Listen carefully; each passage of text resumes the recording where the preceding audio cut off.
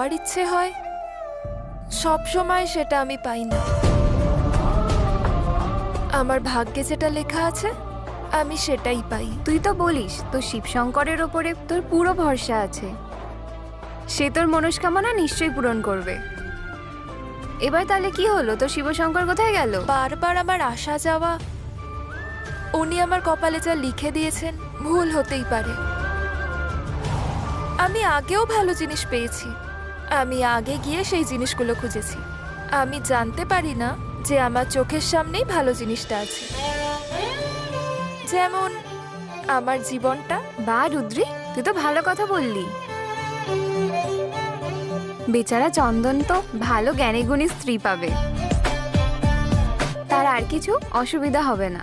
ও যেসব কথা বুঝতে পারবে না সেগুলো তুই বোঝাবি। হ্যাঁ, চল যাই।